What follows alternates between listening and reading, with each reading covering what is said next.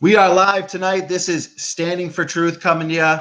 This is going to be a lot of fun, guys. I know a lot of people are really, really excited for this. I know I am. Been waiting for it all day. So let's get going here. Let's not waste any time.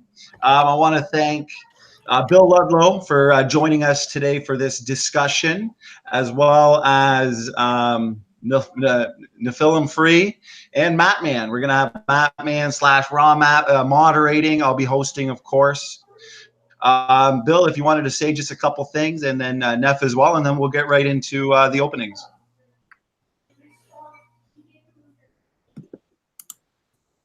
Oh, can you hear me, guys? I hear you well. Yeah. Yep. Hear you fine. Awesome. Okay. So what we'll do is we will start it off with Bill, if he just wants to say a couple things, and then just go right into his kind of opening, and then we'll go with Neff, and then we'll just have a free-flowing dialogue for about, if it takes 45 minutes, we'll stop at the hour mark and kind of go from there. So Bill, I'll hand it off to you. All right. Well, thanks. Now I'm going to try to screen share here. So let me know if this is working. I'm not seeing what I want. Hold on just a second.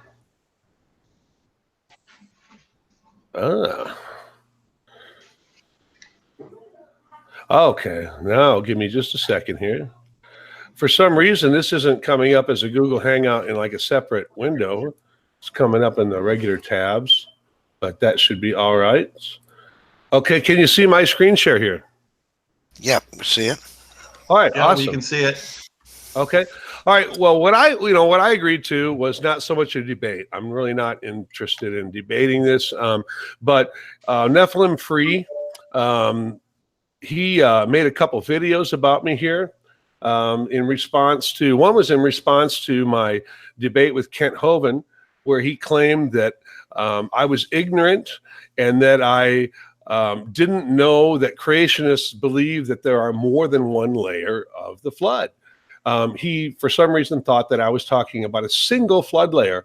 But I just want to make it very clear that what I was talking about here was the post-flood boundary layer. I was discussing that with Mr. Hovind at the time.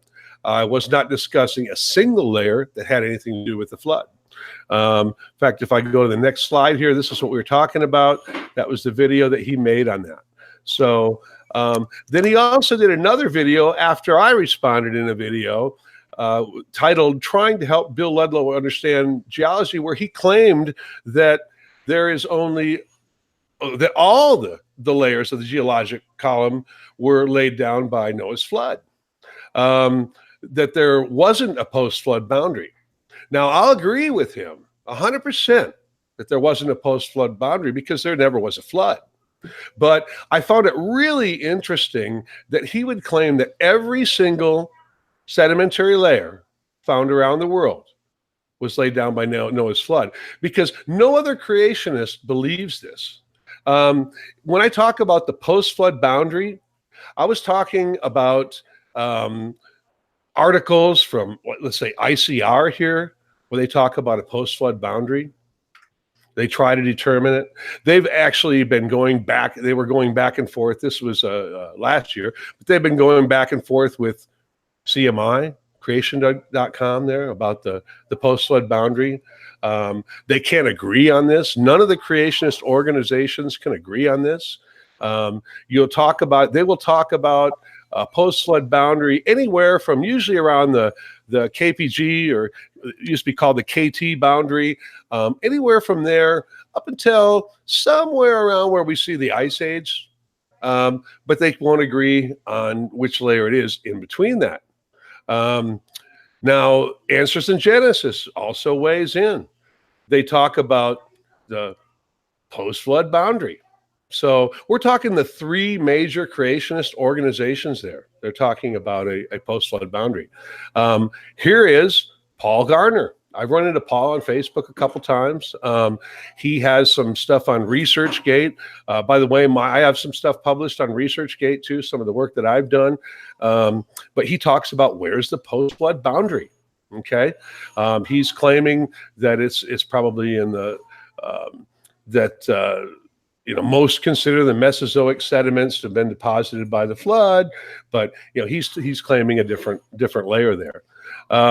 Here's Henry Morris. Now, Henry Morris is kind of the founder of flood geology. He wrote the book called The Genesis Flood back in the early 60s. The father of modern flood geology, let's call him.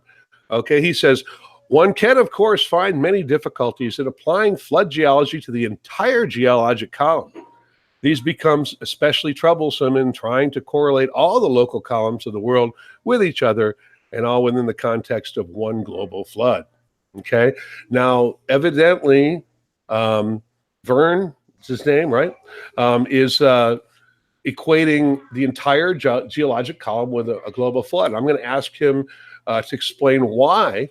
And explain why his conclusion is different from pretty much every single one of the creation scientists or flood geologists, if you want to call them that, what they've come up with here. Here's another Henry Morris quote.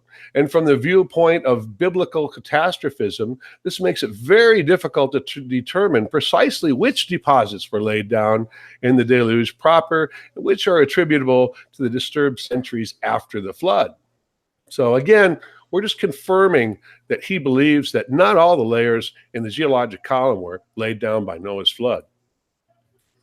All right, and let me stop sharing here for a minute, but I'm not finished. Let me see. Okay. All right, am I visible now? Yes. Okay. I would like to ask NephilimFree, or Vern, have you read The Genesis Flood by Henry Morris? Okay. He can answer me in his response. He doesn't have to answer me now. Okay.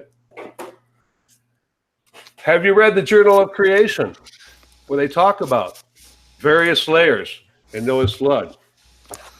Okay, is it my turn to go? Oh, no, not yet. No, okay. I'm still setting up. Oh, okay. Right. Flood processes in the late Cenozoic. Organic evidence. He's talking here about how the flood, he believes, ended in the late Cenozoic. Okay. Has he read any of the Creation Research Society quarterlies? Now, this particular one has an article, The Geologic Column and the Flood of Genesis, where they talk about the post-flood and pre-flood boundaries. Here's another one, Creation Research Society quarterly, where they say, post-flood events. Although there may not be a globally correlative post-flood horizon in the stratigraphic record, there are several manifestations of the readjusting energy environments coincident with the reestablishment of a modern relative means sea level. The two most prominent of these events were the widespread latest flood and later volcanism renewed by I'm not going to even read the whole thing. Anyway, he's talking about the post-flood boundary in this issue, okay? Duane Gish, another one, talks about the flood in this book. It's almost a children's book here. It's pretty interesting. But, he talks about how the dinosaurs did not survive the flood. So he's claiming basically the KPG boundary was the post-flood boundary in this book. Have you read this literature by Duane Gish? So I was accused of not knowing what creationists believe about Noah's flood. And I just want him to know that I actually have all this literature, personally own all this literature about what creationists believe about the flood. I've never once said that they believe that a single layer was created by the flood. I'd like to know if he understands that. And I would like to know why he believes what none of these other creationists believe, and that is that every layer was created by Noah's flood. Thank you. All right. Neff, he spoke for almost 8 minutes, 7 minutes, 45 seconds. So I'll do the same for you. Okay, so Bill, there were two floods. I don't know if you know that. My position, what I believe about it, doesn't depend on what creation scientists have to say. And And the reason that creationist scientists have trouble finding a boundary at the bottom of the geologic column where it shows where the Noahic flood began and the antediluvian world ended is because of the effects of the flood. And I'll explain that to you. And I think the point I'm making here is that I still don't think you truly understand what the real flood model is, regardless of what the creation scientists may or may not say. Is my screen sharing? Are you seeing a picture at this time, anybody? Yes. You see me? Okay. The reason for this is because of planation surfaces.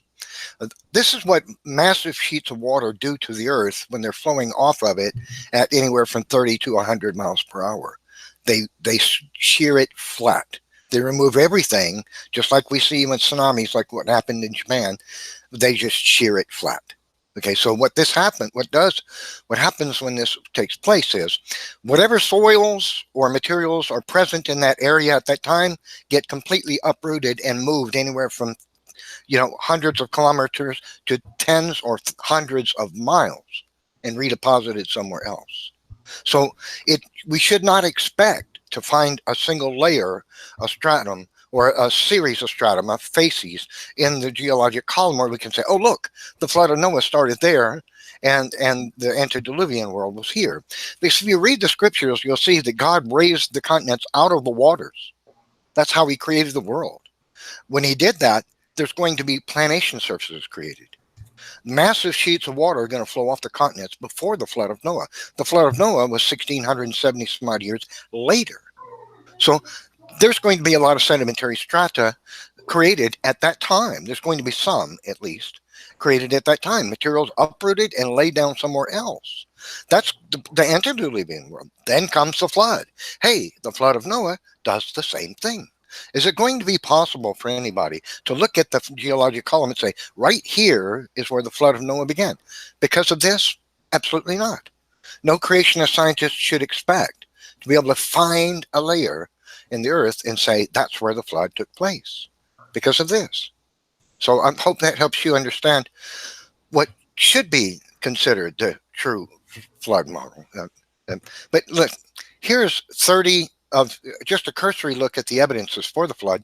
This is 30 geological properties of the lithosphere of the earth that could not be formed by uniformitarianism. They can only be explained by flood geology. And I don't have the time to go through them all for you, but that's just some of the numerous evidences for it. These are just a cursory look at the sedimentology journals, papers published since 1957 right to the current day, which show that sedimentary strata are produced so that one strata builds upon the other simultaneously, horizontally, by moving water. And it sorts materials by grain size, particle size. Okay, so that's how sedimentary strata are formed. Now, I'm going to use mountains as an example as to how uniformitarianism cannot be true. And we know that the flood of Noah is a geological fact. Consider this. Okay, this is from University, Columbia University. Rock doesn't bend. You see, rock breaks. It's brittle. To get rock to bend, you have to it has to be subjected to very high constraining pressure above it. That means a tremendous amount of overburden. That's materials that are on top of the whatever rocks you want to bend, and they have to be deep in the earth. So this article from this university says this occurs in the lower continental crust and in the mantle. And here is from the University of Houston. Rocks under low confining pressure near the Earth's surface, therefore, generally deform through fracturing and faulting. Rocks deep within the crust under high confining pressure deform by folding. Okay, so you're not going to get rock layers to fold.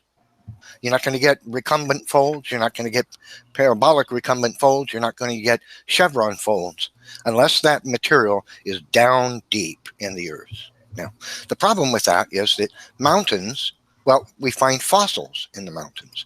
Whale fossils, sea creature fossils of all types, marine fossils, even mammal fossils in mountains. Okay, so now here's the crazy thing that you should have to believe as a uniformitarianist to explain the fossils in the mountains which possess folded stratum. You would have to believe that these layers of material in which where rapidly buried creatures became fossils, were then shoved down into the earth 10 to 20 kilometers down, where the confining pressure is great enough that they can become deformed so that they can fold, and then pushed back up above ground level to be a mountain. There's all kinds of problems with that. Where did the overburden go? Hundreds of trillions of tons of rock and soil have to just erode away to allow the mountain to come up. Otherwise, the confining pressure keeps it down there.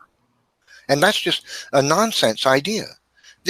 Who would believe that thousands and thousands of sedimentary strata littered with creatures that were rapidly buried as fossils get shoved down into the earth 10 to 20 kilometers, deformed, then pushed not only back up to the surface of the earth, but all the way above the earth? Because that's what you would have to believe if you were a uniformitarianism and you were honest with the physical evidence. But the mountains of the earth all possess, almost all the mountains of the earth possess folded strata. What this demonstrates is that the strata were soft, moist, and plastic when they were deformed.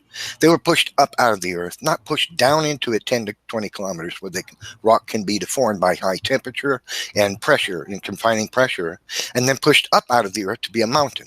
That's not plausible. That's, I would say, impossible. So the mountains of the earth possess folded and strata. This whole mountain, this is Head Mountain in Canada. It's a gigantic syncline and an anticline. Look at that curvature. That didn't happen. Okay, that didn't happen 10 miles down in the earth. I'm sorry. That was, all this material was soft, moist materials recently deposited by the flood of Noah when horizontal pressure in the continents squeezed it and bent it up out of the earth. This whole mountain is a gigantic anticline. How'd that happen? 10 miles down? I don't think so. It's littered with fossils. And here too, look at these folds. Every one of these circles is a parabolic recumbent fold. There's even a boulder that fell out of the mountain while it was still soft and moist. See, this didn't happen 10 miles down. This happened on the surface of the earth. This entire mountain in Iran is nothing but chevron folds. How'd that happen? Well, it didn't happen 10 miles down because the mountain would be turned into a pile of rubble, being crushed into rubble as it was pushed up out of the earth. So these materials, all the mountain ranges of the world, were soft, moist, deep sedimentary material recently deposited by the flood of Noah when the pressures squeezed them and compressed them and pushed them up out of the earth. Uniformitarianism is impossible. Okay. Is it my turn? Yeah, I believe so. Thanks. Hey, is it okay if I ask him a couple of simple yes or no questions? I believe so. Standing, it's fine. Well, aren't we going to move to an open discussion? Yep. So now we're just going to move into the open discussion. Bill gave his opening remarks there. Neff did as well. So ask away, and then Matt will just make sure that it's going smoothly and fairly. So go ahead, guys. All right. Well, I'd like to ask him, do you understand now that I wasn't talking in my video with Kent Hovind, in my debate with Kent Hovind? Do you understand now that I never claimed that there was a single layer created by Noah's flood? Well, I would never claim that because I don't believe that. But I would never say that creationists believe that there was a single layer created by Noah's flood and that I was talking about the post-flood boundary layer. Do you understand that now? Yes, I do understand it. Okay, and, thank you. If I misrepresented you, then I apologize for that too. Okay. But I do think you could have been more, maybe a little more explicit, in your discussion. Because a year and a half after the debate, no one ever brought that up. I was blown away, honestly, because a year and a half after the debate, no one ever brought that up because no one ever understood it that way, because they would have had to have taken things out of context in order to do that, which is the way you presented it in your video. Okay. Now, I'll agree with you that the reason that they don't know where the boundaries are but I would say that it never happened. Now, most creationists believe that the Cambrian is the beginning of the flood. Anything below that is pre-flood. Now, you said something about two floods. Can you elaborate on that? Because this is new to me. I've never heard a creationist say that there were two floods. Did this flood happen before, after, and what caused this flood? Was it worldwide? Tell us a little more about it. Well, then the scriptures tell us that God separated the dry land from the water. That means there's going to be the water was all over the land. They were mixed together, and if you draw the water away from the land and raise it, it seems as though the scriptures imply that God raised the continents out of the oceans. If that had happened, there would have been plantation surfaces created, there would have been materials being moved from one place to another, and that's going to cause a certain level of certain amount of layering in the earth there. And then, of course, the flood of Noah is 1600 and some odd years after that event, after the creation account. So that would account for a certain amount of sedimentary depositing going on before man ever walked on the earth. So it was before the flood. Where are these layers located? Well, they would be somewhere near the bottom of the geologic column, as I've pointed out. No, I mean, where around the world are they located? Well, everywhere probably, when you think. They're just, determining which, as I pointed out, which one is and which one is flood. I think that's going to be exactly impossible because moving water, it erodes things and redeposits. So I don't see any creationists should be expected to be able to point to a series of strata and say, this is where the flood of Noah began and where the antediluvian world ends. I thought I made it clear. Okay, then how do you account for things like the Grand Canyon, where we see Cambrian layers starting right above the basement rock that is granite? It's not sedimentary layers, if they should be found everywhere. Okay, so I don't have a problem with Cambrian fossils being in sedimentary strata sitting on the... That's not my question. How do you account for the missing layers? Missing layers. I don't see that there's missing layers. How do we? What you're alluding that Cambrian layers had to have all been created post-flood. I don't see that. See, again, I don't think that that's got to be post-flood. But so I would ask you though, since the mountains, relating to what I presented, since the mountains of the earth possess folded strata with recumbent folds and chevron folds, right? And they're littered with fossils. Fossils are creatures which are rapidly buried and become mineralized, right? So how can can you explain why we should believe that it's plausible to believe that since the mountains, for them to bend, the rock to become deformed, would have had to, according to secular university sources, 10 to 20 kilometers inside the earth for them to become deformed like this? Why should we believe that that's true since they contain fossils? Well, because in fact, most of the layers, if not all the layers you showed, including the mountains in Iran there, are metamorphic rock. They aren't just sedimentary rock. They're metamorphic rock, which shows that they've undergone heat and pressure. And in fact, some of the fossils inside, or many of the fossils inside that rock, are deformed from heat and pressure. They're not pristine fossils. So I would say the evidence that they formed underneath the ground under extreme heat and pressure is that they're metamorphic rock.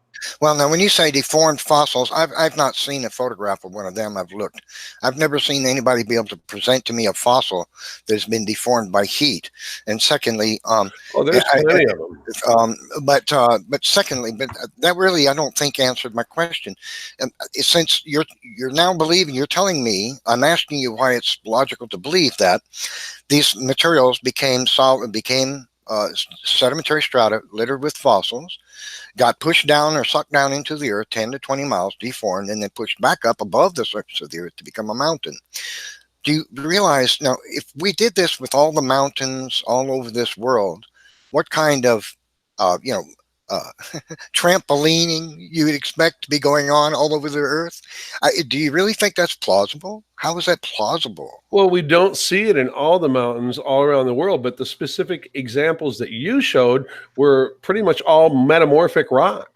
Well, those mountains are also filled with sedimentary strata as well. Sure they are, but it's not just sedimentary rock. It's metamorphosized sedimentary rock, which we can see only happens under extreme heat and pressure. And we've actually tested that in the lab. This has been shown in the lab that rock can bend under heat and pressure. I've seen videos where they've demonstrated that.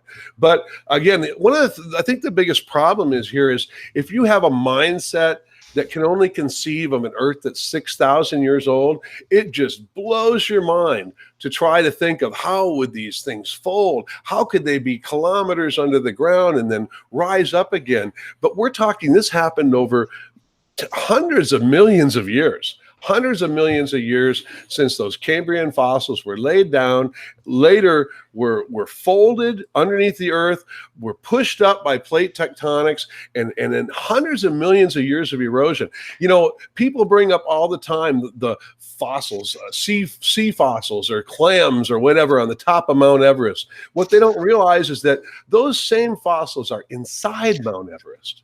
They weren't deposited by a flood. Yeah. The entire layer was created, you know, hundreds of millions of years ago. And over the last 50 to 70 million years, it's been pushed up and the layers above have been eroded away. And I don't think that young Earth creationists can just mentally conceive of that because they don't have a concept of deep time.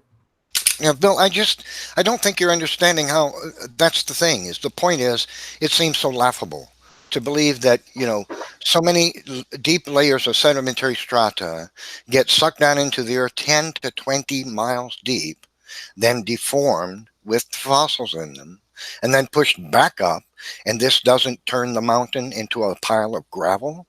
I find that of course not. Of laughable. course not, because, you know, again, this plate tectonics Explain is to me why it observable. wouldn't.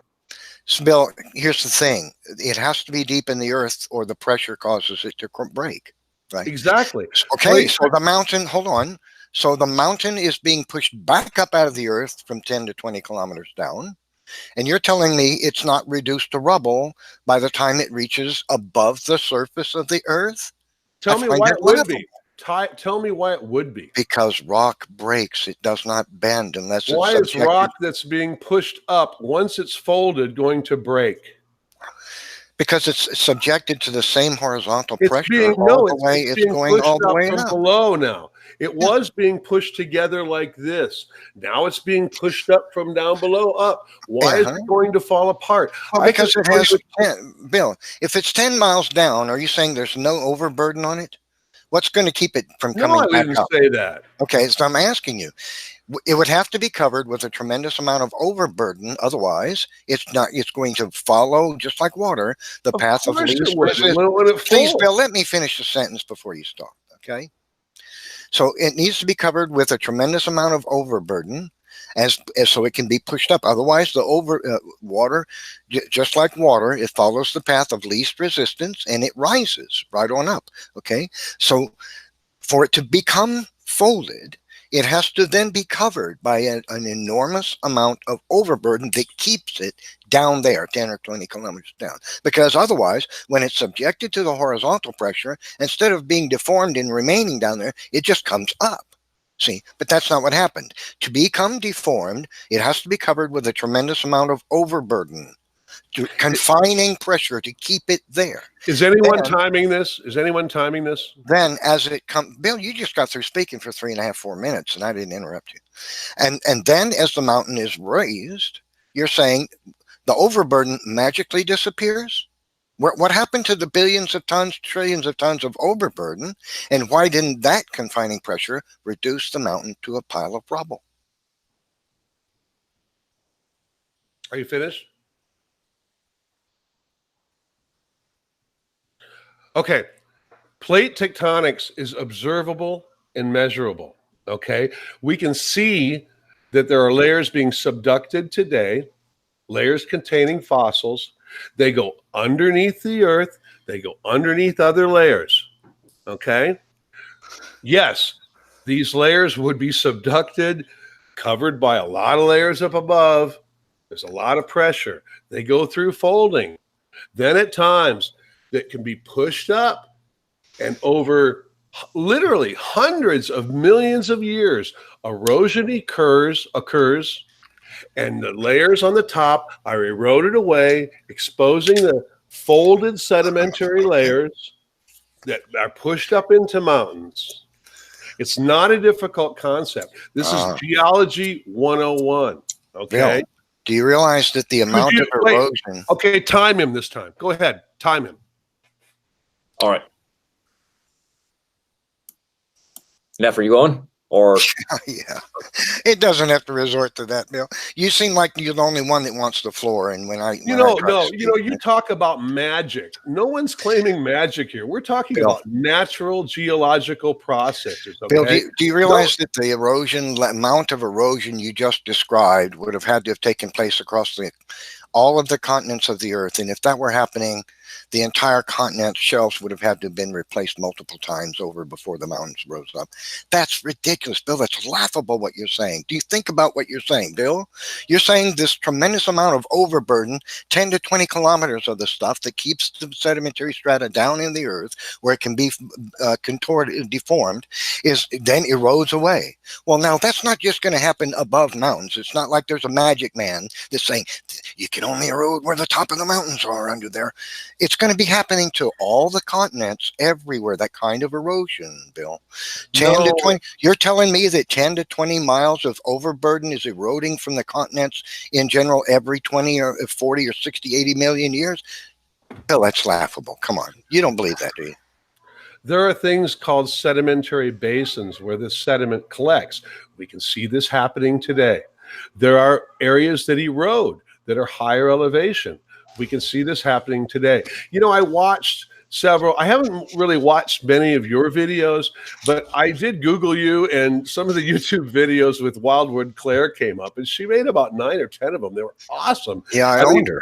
She completely owned you, and she explained over and over these simple, basic geological concepts. And your answer is to give the same old thing. How do you do it? Oh, wait a minute. How can it happen? It's magical. It's just ridiculous. It's embarrassing. You don't understand these simple concepts. That all that overburden eroded only highly on those places where there was mountains down in there? Or did this happen? There were no mountains down anywhere. The materials are not down in anywhere. We're talking about rise up and they become points of erosion. Okay, the valleys become points of sedimentary deposition. Okay, we can see it around the mountains today. We can see the sediment in the valleys that eroded off the mountains. Bill, they have to be 10 to 20 measure the rates now. that this. No, nothing erodes 10 to 20 kilometers. I didn't say it erodes 10 to 20. It has well, to then be why did you say it? No, Bill. You're not understanding. 10 to 20 kilometers down is where the rock can be deformed the way it is. That's what university secular geology websites say. That's what secular geologists say. I showed you screenshots from 2 university web pages that explain. I'm not disagreeing with them. Okay, so the rock has to be 10 to 20 kilometers down for it to be deformed that way. Let me show you what you've got to believe. Let's imagine these lines here are sedimentary strata filled with rapidly buried creatures. They become fossils. Then they get pulled down or pushed down into the earth 10 to 20 kilometers down, right? Then they get buried by a tremendous amount of overburden. That's rocks and the soils and whatever material might be deposited over the top of them, because you're going to need that as confining pressure to keep those sedimentary strata down there while the horizontal pressure deforms the rocks. Now, the overburden has to be eliminated so that the materials can be uplifted and become mountains higher than they were when they were level with the earth back here, when they were sedimentary strata waiting to be pushed down. So this is the process you uniformitarianists would have to believe. The amount of, now here's the problem. This is one of the problems. Where did all the overburden go? And you just got through telling people that the erosion eliminated it. You're telling us that 10 to 20 kilometers of erosion took place to the continents globally, so that the mountains can come up. Okay, 2 things. And the amount of time it took for the mountains to form. Have you ever heard of a continental shelf? Number 1. Number 2, okay, you say it's impossible. You say that erosion is impossible. Tell us why you believe that it's impossible. Bill, if that kind, you think a little bit on this, Bill. If that kind of erosion rate, that way, because if that kind of erosion rate, a lot, and I've studied a lot. Bill, if that kind of erosion rate were going on, there would be no continents. Oh, yeah, right. You got to be kidding me. You don't understand that the geological processes continue today, and that plate tectonics is actively happening today. You don't So- understand that? Bill, you're telling us that you believe that 10 to 20 kilometers of material from the continents eroded for each mountain range of the Earth, which you believe are different ages, right? Some No, mountain I didn't say ranges are each mountain 40 range. million years old. Others are 140 million years. Some are 270 million years old. And each time, 10 to 20 kilometers of material gets eroded away from the continents to allow the mountain to arise? Bill, you can't believe this. Come on. I'm going to try to find something here to show you, because you just don't get this at all. Well, Bill, you can think explain that- to us you think why the the, erosion could be so high and we have continents. Could you explain that to us? Yeah, because we have seismic activity, we have continents that are being pushed up, we have subduction going on today that's pushing up other areas while other areas are being subducted. It's geology 101. And what okay? about the strata that have fossils next to the mountain or 40 miles away or 100 miles away from the mountain, but they were never sucked down into the earth 10 to 20 miles? What happened? How come that didn't get washed away, eroded away with the overburden that was covering the materials that became a mountain? Because they How's were that in happen? between the points of erosion. Where's that magic I mean, in there? it's not magical. All right, hold on. I got a question for you. I'm not hearing an answer. I don't hear a plausible explanation of how the mountains could have been solid rock and as opposed to sedimentary, moist sedimentary material uplifted during the flood before they concreted into rock. That's the explanation, Bill. Not we don't need rescuing devices like there's all the overburden eroded from all of the rescuing devices here. That just doesn't make any sense. Okay. It can't Can you see that? Can you see that image? Yes. I would like Vern to tell me where he thinks the earthquakes are occurring. And where well, it tells you where the earthquakes are occurring. Where are the continental plate boundaries? Can you tell I'm by not really this sure image? what you're asking. This is a seismic monitor that shows activity from the past 5 years, past 2 weeks, today, and yesterday.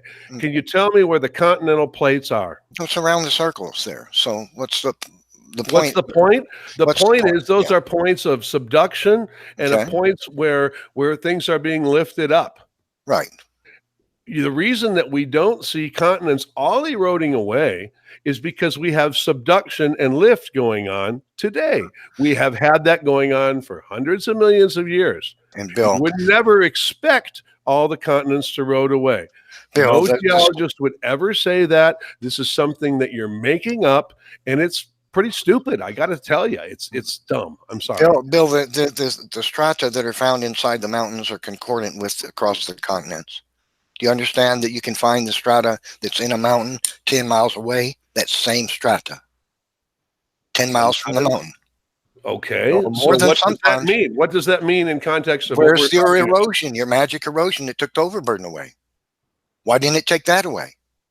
See, this is just ridiculous. Yeah, it is, because What you're you're not believing is even making ridiculous. any point here. You're the mountains are brought up like this. I mean, if the strata continues down underneath the ground near it, we wouldn't expect it to be eroded. I don't understand your question. This is ridiculous. I explained that you would have to believe the overburden went somewhere.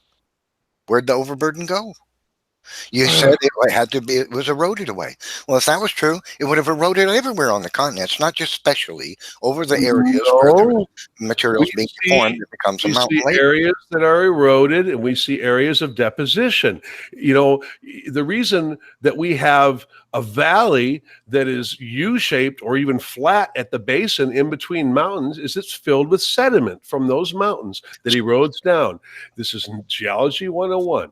Bill, There's no mystery behind any of this. Bill, you Your ought to know better than questions that. don't make sense. No, Bill, you ought to know better than this, because you know that during your imagined geologic ages of the Earth, there are huge places of the continents that were not underwater at any point in time, and yet mountains arose from them. What has nothing to do with water? Water has nothing to do with mountain buildings. What the heck are you talking about? You said the overburden gets eroded away.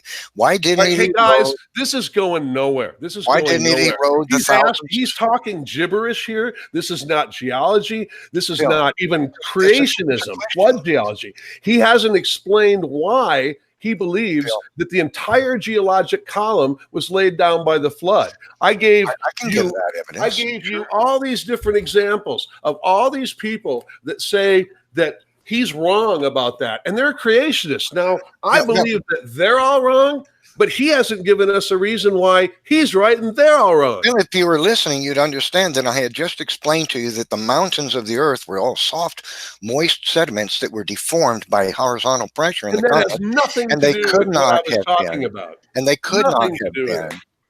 And then you posited some kind of magical erosion of overburden. But wait, the land 20 miles from the mountain where the same concordant strata are found didn't get eroded away, and the fossils therein didn't get eroded away, just where the mountains were. Because, mountains are points of erosion. The places in between are not. They don't stick up over the sea level. So why not the land next to the mountain? Why happened to that?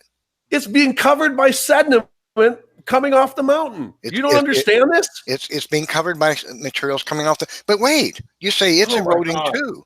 So the erosion only. No, I didn't say it's eroding too. You quit talking and putting words in my mouth. Oh, so it only eroded over where the areas where the would be a mountain come up and moved to. Yes, the areas in between the mountains are being filled with sediment. Oh, so the concordant strata that are found in the mountain that are 10, 25 miles away, those didn't receive the erosion, just where the mountains may not have been under, they may not have been eroding. I can't tell you because you're not giving me a specific example. I find that laughable. This is just unbelievable. I find your lack of understanding about it. It's not geology. I mean, it's Geology 101. No, it's not. These are the erosion rates we find in the world. 4.1 feet of the coast of Texas disappears annually. 367 miles. That means what? That the whole continent's going to be gone in 300 years? Is that what you're telling me? No, not 300 years. 80,000 acres of coastal wetlands gone every year. Boom. Numerous football fields of land from this continent just every year gone. And there are other areas that are building at the same time. Between 22 and 32 centimeters missing here at the cliffs of Dover. Mountains are growing right now. We can measure how fast those rates of those mountains are growing. Places, there are periods of subduction. There are periods of places that are uplifting. We can measure it all. We have GPS now that measures it all. Look what Katrina did to one place in Louisiana. So what? It's a hurricane. It's a local event. Right. So how many hurricanes happened over hundreds of millions of years, Bill? I don't care because it's not going to erode away a continent. There's 2013 and there's 2017. The same exact location where the camera was. That's 4 years. So, Bill, the continents cannot be hundreds of millions of years old. Yeah, somebody mentioned Hawaii. Explain how Hawaii didn't erode away. Well, Hawaii came up during the flood. Yeah, during the flood? You don't know that? Oh, okay. So, show Bill, me the pillowing lava. The point I was making was that the mountains, because they're possess deformed strata, and this material cannot have been subducted 10, 20 miles, kilometers down, deformed, then pushed back up, because they contain recumbent folds, chevron folds, and that aren't broken. They're indeed turned into a pile of rubble. And to fix this problem, you imagine this special erosion that seems to only happen over where the mountains will be. Yeah, exactly. The mountains erode. You have no idea. I mean, there are literally the higher points erode while the lower points collect sediment. Do you understand that basic concept? So you're saying the erosion only takes place in that one locations where the mountains are, and every other place just gets the sediment from the mountain. I'm not saying every other place. I'm saying that the erosion from the mountains comes down the mountain and deposits onto the layer next to it. And this is just absolute basic stuff. I mean, an 8th grader could understand this. An 8-year-old could understand this. And Bill, and you're not getting it. Bill, in lots of places in this world, you can get a shovel and dig down 8 feet and find fossils. So? Okay. So you're saying the erosion didn't take place there too? All right, we're not going anywhere here. We're not going anywhere here this all. Tell us why you feel there's no post-flood boundary. Tell us why you feel there's no post-flood boundary let's go back to some of the original stuff. Tell us exactly why you feel that there's no post-flood boundary, and then tell us exactly where the sediment layers are that are post-flood. Are there any at all anywhere? Oh, well, we don't find a post-flood. Why should we? We shouldn't. There's no reason for us to find a post-flood, layer in the earth anywhere. I mean, there's no reason we should. Let me explain to you why we should not. Okay, I'll show you a picture that explains what I'm talking about. Okay, so these are clear, distinct boundaries in the strata, fine boundaries. They're often paper thin. Okay, and in many cases they're not so paper thin. Look, this one at the top, this what looks like clay. It's a little bit, kind of motley looking. It's not paper thin, but whoa, the one right under it is. And look how fine. This is very typical throughout the geologic column, strata which have clear, distinct, highly defined boundaries. Okay. Okay, what does that have to do with the post-flood boundary? Because water creates that, right? But here's the problem: why should we find a post-flood boundary? Okay, if the strata of the earth were created by long deposition, as uniformitarianists have been arguing for 100 years, what you see on the right side of this image is what we should expect in the geologic column. One material less available to the environment, another becomes more available over time, and the strata would gradate one into the other. Instead, what we find is the sedimentary strata have fine, distinct boundaries right to the top, right to the surface of the earth, and it's covered with soil. Now, there has not been enough overburden over the strata of the earth just under your feet to compress those strata so that the boundary becomes fine when it was once gradated. See, so where is this post-flood boundary? Well, no creationist should expect there to be a post-flood boundary. Well, then why do they all talk about it? Why does every major creationist organization try to determine where it is? You guys have about 10 minutes, just a reminder. I don't answer for them, Bill. I'm just giving you. You are your own. You're your own person. You disagree with answers in Genesis. I didn't say I disagree. Well, I'm telling you, they claim there's a post-flood boundary. I've shown that to you. You disagree with Morris. You disagree with. Have you ever heard of George McCready Price? Okay, here's another one. Common Sense Geology. He's a Seventh-day Adventist, another young earth creationist. You disagree with him. You disagree with every major publication that creationists put out there that there's a pre-flood and post-flood boundary. You are a man on your own. You consider that. And what about when I go out here? My arguments don't depend on them, Bill. And we go out here and we dig 20 feet down in the ground out here in the desert, and we find Native American artifacts. Were those deposited during the flood? Of course not. Well, you just said every layer was pre-flood, or was during the flood. No, strata. Yes. I mean, Bill, now wait, that's almost a straw man. There has been a deposition occur across the world after the flood, no doubt. But finding a post-flood boundary, a point where we can clearly say this is where the flood ended, and whatever materials are deposited in any locus on the earth above that have to be is post-flood. That I don't think is discernible. I've said I don't think that this is why creationist scientists struggle with finding it, because we shouldn't expect to find a layer like that. Because you just said there was one. Where is this? I did not say flood layer of deposition. You said that we should expect to find deposition after the flood. Yes, you did. Well, yes, deposition. Where is it? Flood. Where does it start? It's right there where those Native American tools are found, when that local river overflowed its banks, possibly, and buried them. What about Neanderthals? Are they post-flood or are they flood? Well, they're post-flood.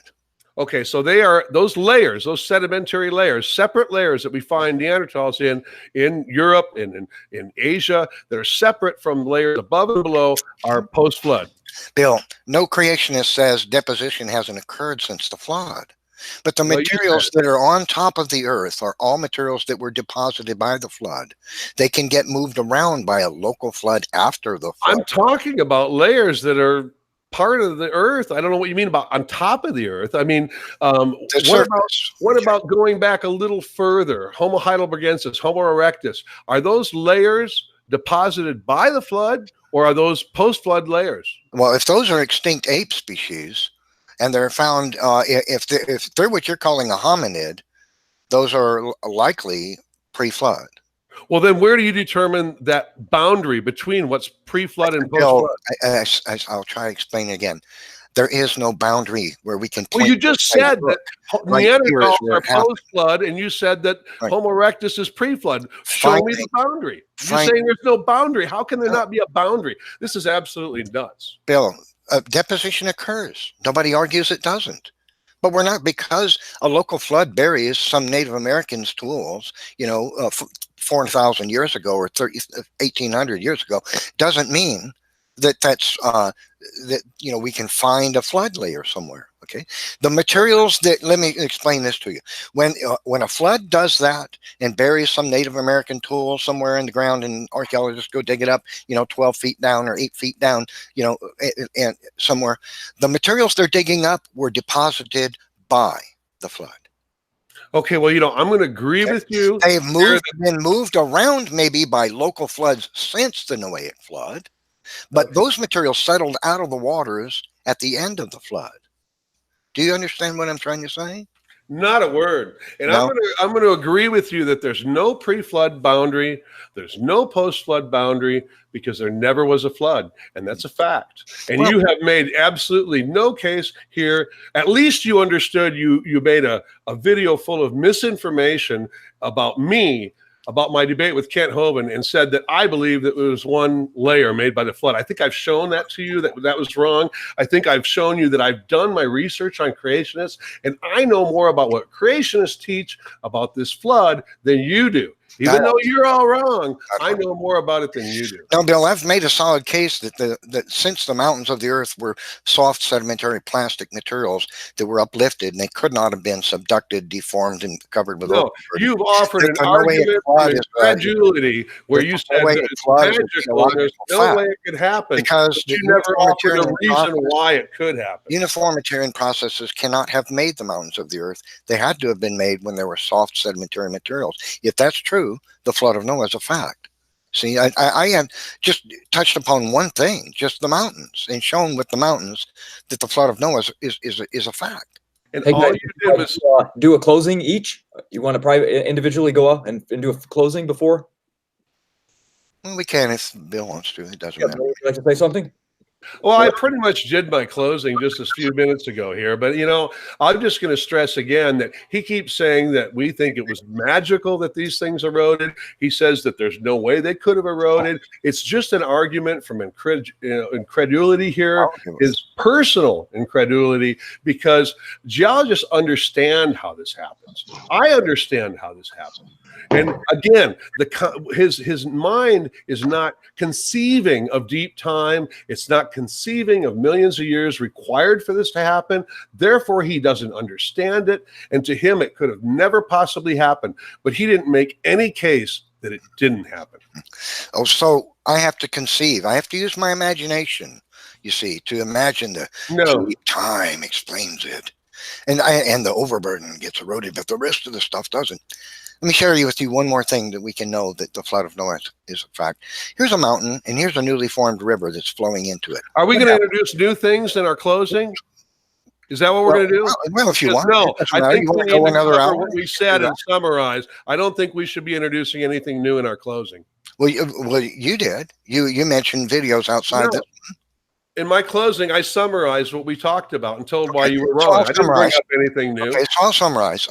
You believe in a magical process whereby the erosion rates were really high over the areas where there's going to be mountains eventually, where they're going to uprise, ignoring all the strata, all the rest of the continents, positing somehow, it seems, alluding that it was likely that the overburden over the mountains of the earth was somehow sufficient to cover the rest of and protect all those other strata all over the whole rest of the continent. And that's going to be enough material to do that. Or for some reason, some magical process whereby the overburden gets removed from the mountains, the areas that are going to be mountains, as they're rising up out of without being reduced into a pile of rubble by the pressures, and still have retaining unbroken recumbent and chevron folds, unbroken, and somehow all the land around the mountains, it doesn't erode away. It's just where the mountains. This is what you represented with the things that you said. I find that laughable. Uniformitarianist geology it's not science, Bill. It's a package of ideas you have in your head that don't conform to science. And I think I've made that clear by pointing out that mountains, by necessity, were deformed because they were soft, moist plastic materials recently deposited by the flood, which, when pressure was applied to them, became folded, and they still retain their fossils. We don't need magic overburden erosion while the rest of the continents don't erode to explain my views. So I think that's a good enough summary for me. Okay, well, thanks so much, guys. Thanks for the lively dialogue. Neff, Matt, thanks for moderating. Bill, thanks for joining. Unless you guys got some final words, some final goodbyes, I think we'll shut her down for the night. Well, I would just like to say that I have a website. My website is creationsciencefiction.com, and check out my YouTube channel just under my name, Bill Ludlow. Other than that, hey, have a great evening, guys. All right, thanks for your time, Bill. Okay, guys, have a good night. Standing for Truth is out.